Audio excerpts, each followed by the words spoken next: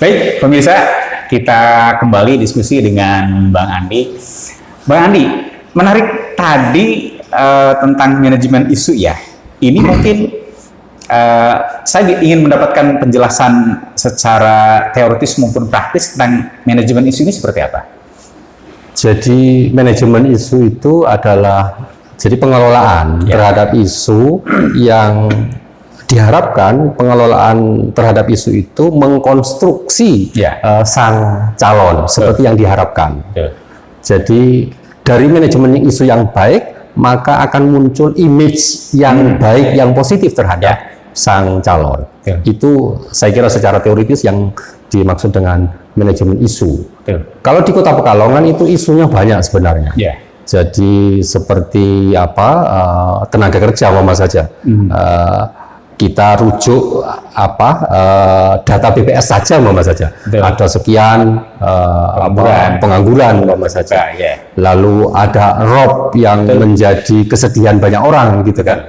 Dan banyak lagi, atau belum paralelnya Kota Pekalongan yang dianggap kota kreatif dunia tapi kenyataannya masih seperti itu saja. Itu saya kira manajemen isu. Kalau Bang Andi sebagai manajer tim yang menangani manajemen isu, kira-kira ketika melihat kompleksitas persoalan di Kota Pekalongan yang dihubungkan dengan calon wali kota, gimana cara mengemasnya sehingga persoalan tersebut menjadi isu yang menarik dan orang akan tergiring untuk memilih calon yang didukung oleh Bang Andi? Harus saya sampaikan dengan berat hati saya kira. Kalau orang sudah sampai pada manajemen isu di dalam kampanyenya, itu yang paling berat adalah bagi incumbent. Karena orang pasti berpikir, lah persoalan ini selama ini sudah diapakan, muncul kebijakan seperti apa dan lain sebagainya. Jadi justru yang potensial adalah bagi yang mendaftar untuk pertama kali di luar incumbent, karena dia tahu persoalannya, lalu dia bisa memformat akan seperti apa. Gitu. Jadi ilustrasi saja saya kira Barack Obama itu terpilih kembali sebagai incumbent karena yang ditawarkan dua hal saja, tidak banyak, asuransi kesehatan dan insentif pajak, yang itu sedang dibutuhkan oleh masyarakat Amerika. Jadi di dalam manajemen isu itu sang calon dan timnya harus pandai memilih apa yang paling dibutuhkan oleh masyarakat, dan itu harus menjadi tagline. Berarti si calon ini sebagai problem solver atas persoalan itu. Sehingga masyarakat ketika memilih sang calon ada harapan, ada harapan yang dititipkan ketika dia memilih sang calon tadi. Di Kota Pekalongan yang saya amati agak serius ini, misalkan pertama ada isu rob, kemudian ada isu lingkungan dalam bentuk limbah cair yang mencemari sungai, kemudian isu rob juga tidak berhenti di rob saja, tapi misalkan ada land subsidence di mana permukaan tanah itu turun disebabkan karena eksploitasi air bawah tanah yang tinggi. Itu kan isu-isu yang lumayan lama, kemudian solusinya tidak terpecahkan. Nah, saya ingin kira-kira boleh dong kita ngasih saran ke tim-tim sukses yang akan datang itu. Isu itu harus dikelola seperti apa untuk mendapatkan simpati dari masyarakat? Kalau ada persoalan, yang pertama harus dikenali persoalan itu berdampak pada siapa. Itu mayoritas apa minoritas. Nah, pilihlah persoalan yang berdampak pada mayoritas. Rob itu pasti berdampak pada banyak orang. Pada banyak orang, hampir seluruh Kota Pekalongan itu pernah terendam oleh rob. Gitu. Jadi manajemen isunya adalah bagaimana membuat rob itu tertangani, tidak tertunda-tunda.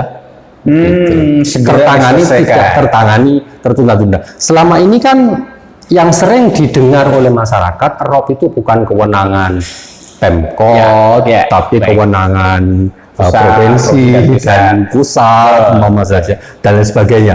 Tapi bukankah Undang-Undang Pemda mengamanatkan ada koordinasi antar antar pemerintah tingkat 1 dan tingkat 2 dan lain sebagainya. Bagaimana sampai di mana koordinasi itu dilakukan, umpama saja. Jadi format manajemen isu itu adalah memilih isu yang di dalam isu itu ada persoalan, yang persoalan itu menyangkut hajat banyak orang. Contoh yang lain, umpama saja pasar tiban, umpama saja. Pasar tiban itu menyangkut sekian banyak pemilih karena dia nyatanya dibutuhkan oleh masyarakat. Walaupun oleh masyarakat yang lain katanya begini tidak sesuai dengan ketertiban dan sebagainya. Tapi nyatanya mereka dibutuhkan oleh masyarakat gitu. Kalau saya berandai-andai nih, misalkan saya seorang tim calon wali kota. Kemudian saya punya tagline 4 tahun Rob di Kota Pekalongan akan selesai.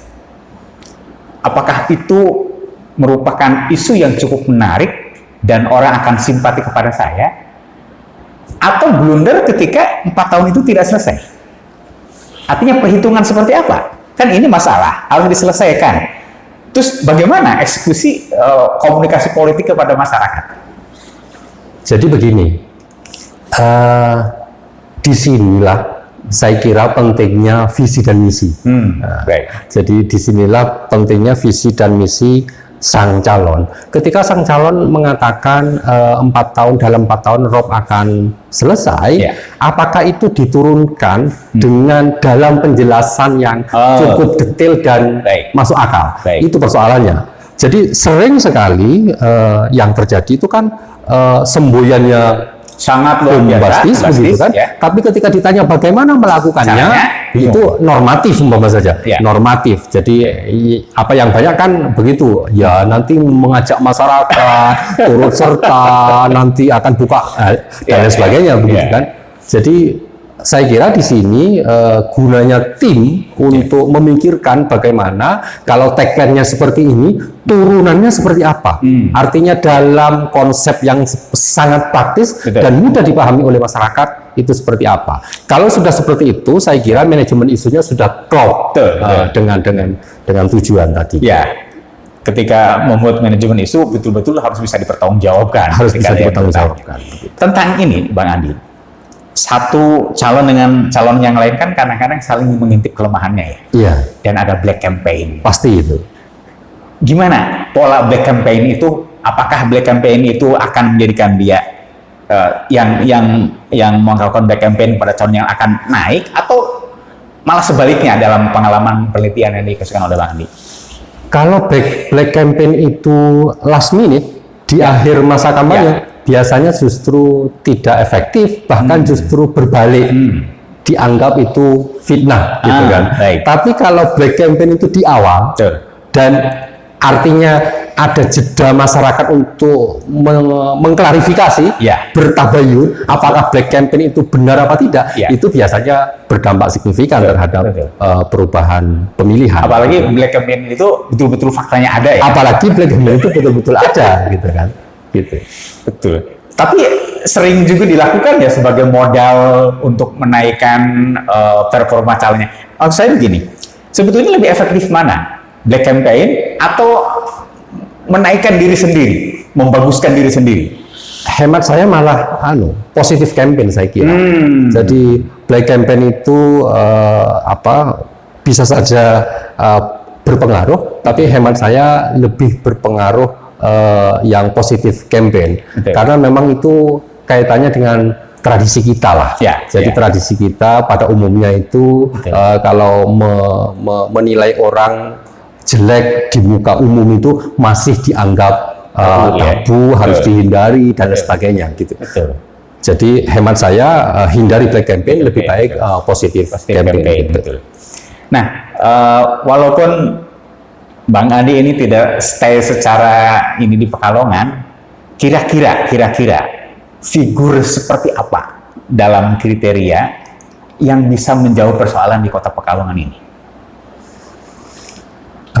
Calon wali kota seperti apa ini? hemat saya ya, kalau contoh personnya ya, Ya. mungkin seperti Pak Basir saya kira. Pak Basir Jadi Pak Basir prototipe yang ya, cocok di Pekalongan berarti ya? prototipe yang cocok, seseorang yang punya eksekusi yang cepat, ya. lalu penuh pertimbangan pertimbangan ya. dan dekat dengan masyarakat. Betul. Itu saya kira yang dibutuhkan. Walaupun dalam beberapa hal dia cukup dalam tanda petik tangan besi untuk memutuskan, karena kalau nggak tangan besi nggak ada eksekusi gitu ya. Ya memang Resikonya kayak gitu. memang yang namanya keputusan Ya. pasti ada yang suka, ada yang tidak Betul, suka. betul. Selama tangan besi itu ada cantolannya Ya. untuk sesuatu yang lebih besar dan Ya. lebih baik, itu saya kira No problem, ya. no problem saya kira. Baik, baik. Baik, terakhir nih, Bang Andi. Pasti Bang Andi punya pesan kepada calon, kepada tim sukses. Baiknya seperti apa permainan yang cantik tapi bisa memenangkan pertarungan ini?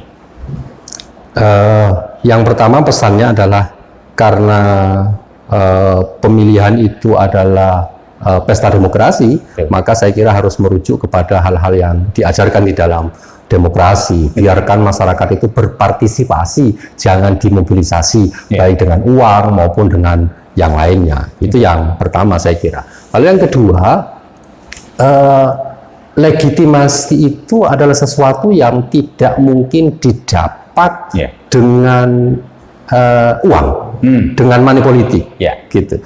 Orang bisa saja menang, tapi bisa saja tingkat legitimasinya rendah sehingga apa yang disampaikan, kebijakan apa mudah ditolak oleh masyarakat karena legitimasinya rendah. Supaya legitimasi itu baik dan tinggi, saya kira partisipasi masyarakat itu harus partisipasi yang otentik, fair, bermainnya fair, kampanyenya fair, tidak black campaign, tidak money politik dan lain sebagainya. Walaupun ini terkesan klise ya, tapi mudah-mudahan dengan ini bagaimana mungkin kalau menurut bahasa agamanya kan, bagaimana mungkin seseorang mau menerima amanat,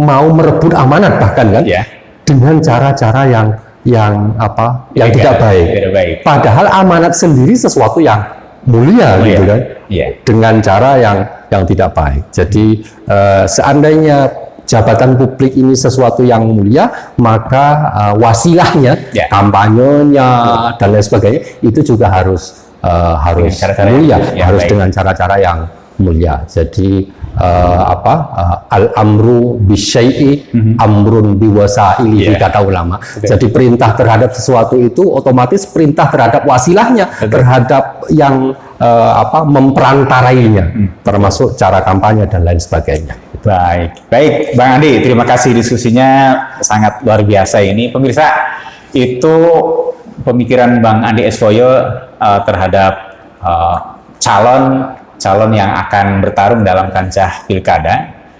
Cukup banyak referensi yang bisa dijadikan dasar bagi calon maupun tim calon, sehingga bisa bermain secara cantik tapi bisa memenangkan pertandingan. Baik pemirsa, itu dulu bincang sore bersama kami.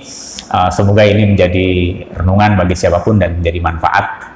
Dan mudah-mudahan Pilkada Pekalongan berjalan lancar dan tidak terjadi sesuatu apapun yang membahayakan masyarakat. Terima kasih. Assalamualaikum warahmatullahi wabarakatuh.